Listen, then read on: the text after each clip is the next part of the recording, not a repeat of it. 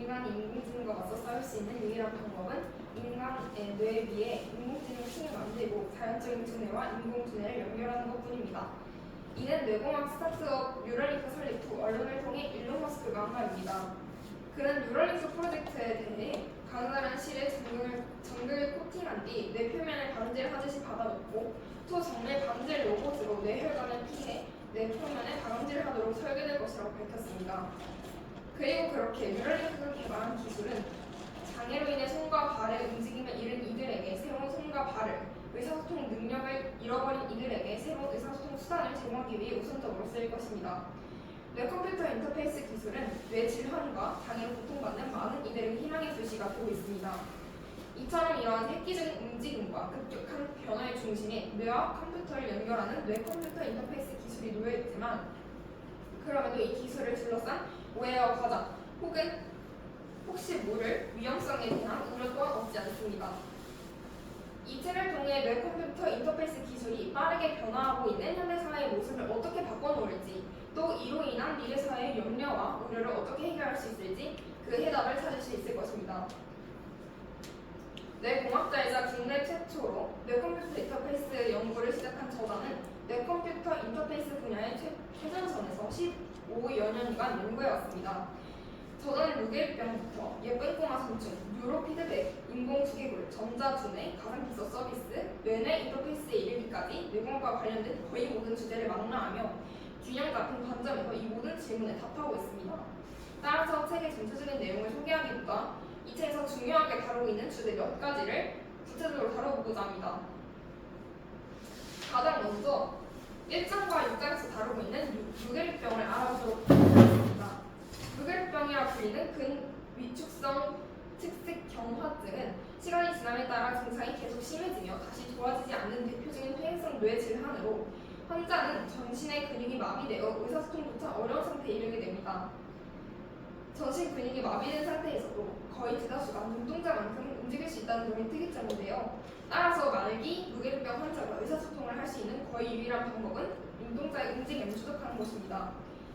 다른 포유류와 달리 인간의 눈이 흰자와 검은자로 나뉘어 있어 구별하기 쉽다는 점에서 차원된 안구 마우스 장치를 이용하면 루게릭병 환자의 눈동자 움직임을 추적할 수 있습니다. 이게 안구 마우스 장치를 착용한 모습입니다. 눈동자의 움직임을 추적해 위치 정보를 컴퓨터로 전달하면 눈동자를 움직여 커서를 조작하는 것도 안구 마우스로 타이핑하는 것도 가능한 일이 됩니다. 그러다 시간이 지나 증상이 더 심각해지면 눈동자를 움직이는 것조차 어려워지게 되고 이들이 세상과 소통할 수 있는 유일한 방법은 자신의 뇌를 이용하는 것뿐입니다. 최근에는 뇌파를 이용해 타이핑할 수 있는 마음타자기 구현 기술이 개발되고 있습니다. 1장에서 소개된 바와 같이 마음타자기를 구현하는 데 가장 널리 사용되는 방식은 P300과 SSVP가 있습니다. P300은 300ml 시점에서 발생하는 양의 값을 갖는 독특한 뇌파 반응으로 이 뇌파 파형은 계속해서 반복되는 유사한 자극들 사이에서 가끔씩 전혀 다른 자극이 주어지거나 특정 자극이 나타나기를 기다리고 있을 때 실제로 그 자극이 나타나는 경우에 발생하게 됩니다. 환자가 A, B, C, D 중 문자 A를 타이핑하고 싶다면 A를 쳐다보고 있기만 하면 컴퓨터가 P300의 발생 여부에 따라 타이핑할 수 있습니다. 한편 SSVP는 주파수 성분을 분석하여 어떤 문자를 바라보고 있는지 알아내는 방식입니다. 우리 대뇌의 시각피질은 반복적으로 깜빡이는 시약 자극을 볼 때 그 깜빡임 주파수와 동일한 주파수를 지닌 뇌파를 만들어냅니다. A, B, C, D 문자 4개가 서로 다른 주파수로 깜빡이게 한 뒤 후두엽에서 측정한 뇌파를 분석해서 어떤 주파수 성분이 증가하는지 알아내면 사용자가 바라보고 있는 문자를 알아낼 수 있습니다. 최근에는 딥러닝을 비롯한 인공지능 기술의 발전으로 안구 마우스를 이용한 의사소통 시스템보다 빠르고 정확한 마음타자기를 만드는 것도 가능해졌습니다. 다음으로 뉴로 피드백을 알아볼 차례입니다. 닐스 디르바우머 교수는 바르지 못했던 10대 시절의 경험을 바탕으로 인간의 뇌는 태어날 때부터 결정되어 있는 것이 아니라 환경으로부터 영향을 받으며 스스로의 노력에 의해 충분히 바뀔 수 있다고 주장합니다. 이에 더해 인간의 뇌가 변할 수 있음을 증명하고자 노력하며 사이코패스 또한 조기에 적절한 치료를 받으면 사이코패스로 발전하지 않을 수 있음을 강조했습니다. 그는 사이코패스 가운데 10대 때 집중력 장애를 가졌던 이들이 많다는 점을 발견하고 사이코패스로 발전할 가능성이 높은 아이들을 대상으로 무료 피드백 치료를 진행하면 사이코패스로 발전하는 것을 방지할 수 있음을 증명했습니다. 느린 전이 SCP는 뇌파가 몇 초 동안 양극이나 음극을 띠며 천천히 변하는 형상으로 뉴로피드백에 많이 사용되었습니다. 발생 원리는 정확히 밝혀지진 않았으나 전체적인 대뇌의 신경망 조절 기능을 반영하는 것으로 알려져 있습니다. 사람은 뉴로피드백 훈련을 통해 스스로 SCP를 조절할 수 있는데 이 훈련에 참여하는 사람들 대부분이 처음에는 어쩔 줄 몰라 하다가 특정 상태에서 SCP가 변한다는 사실을 우연히 깨닫고 30분 만에 자유롭게 조절 가능할 수준만큼 능력을 키운다고 합니다. 이에 비르 바흐모 교수는 1980년대에 SCP를 스스로 조절하는 방법으로 뇌전증 환자의 증상을 개선한 연구 결과를 발표하였습니다. 또한 1980년대 중반 그는 뇌전증 환자를 연구하며 루게릭병 환자를 접하게 되었고 SCP를 이용한 뉴로피드백 기술을 응용해 루게릭병 환자들을 도울 수 있을 것이라는 아이디어를 떠올렸습니다. 그는 시각 기능이 아직 살아있는 중증 루게릭병 환자의 눈앞에 모니터를 가져다 놓고 두피 전극을 부착한 뒤 뉴로피드백 훈련으로 환자 스스로 자신의 SCP를 조절하는 법을 배우게 했습니다. 환자에게 네라고 하고 싶으면 양극으로, 아니오라고 하고 싶으면 음극으로 SCP를 조절하도록 지시했고 환자는 스스로 자신의 의지만으로 네, 아니오 의사 표현을 할 수 있게 되었습니다. 네, 아니오 의사소통은 외부와의 소통이 불가능했던 루게릭병 환자들의 삶의 질을 크게 높이는 데 기여했고 2014년 결국 그는 빛으로 뇌활동을 관찰하는 근접 외선 분광법을 이용해서 눈동자조차 움직이지 못하는 완전 감금 증후군 환자와 네, 아니오 의사소통을 하는데 성공하기까지 했습니다. 이제 뉴로 에듀케이션에 대해 이야기를 나눠보고자 합니다. 뉴로 에듀케이션을 이야기하기 전에 수동형 뇌컴퓨터 인터페이스 기술을 알고 넘어가야 할 것입니다. 수동형 뇌컴퓨터 인터페이스 기술은 기기 제어나 의사소통을 위해 개발된 능동적 뇌컴퓨터 인터페이스와 달리 뇌 상태를 수동적으로 읽어내기만 할 뿐 사용자 스스로 명령을 만들어내지 못한다는 점에서 붙여진 이름입니다. 수동형 뇌컴퓨터 인터페이스 기술은 뇌컴퓨터 인터페이스 기술자들로부터 철저히 외면받아 오다가 최근 가상비서 서비스나 웨어러블 기기들의 출현으로 급부상하게 되었습니다.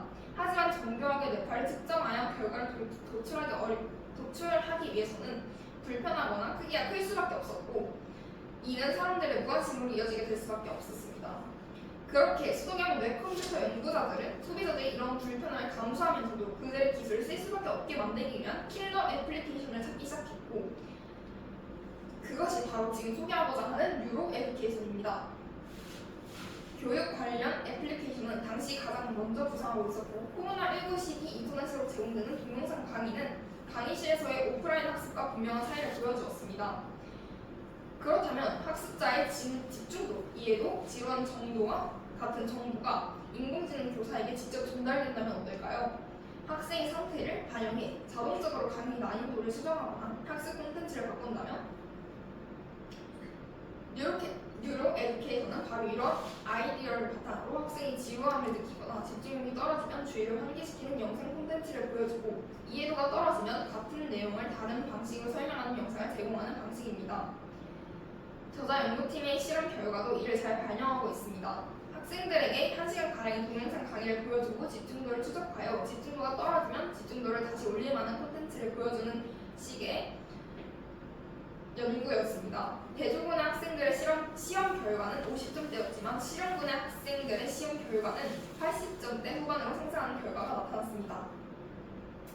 마지막으로 뇌공학자들이 생각하는 BCI 미래 예측 시나리오를 소개하고 마무리 짓도록 하겠습니다. 언어 BCI는 마음속으로 말하면 실제 음성을 바꿔주는 기술을 말합니다. 언어 BCI를 비롯한 최신 뇌컴퓨터 인터페이스 기술은 가까운 미래에 장애인들에게 적용되어 잃어버린 의사소통 능력을 되찾아줄 것으로 여겨지고 있으며 이와 같은 첨단 뇌컴퓨터 인터페이스 기술은 장애와 질병을 고통받는 수많은 이들에게 희망의 빛을 선사할 것입니다.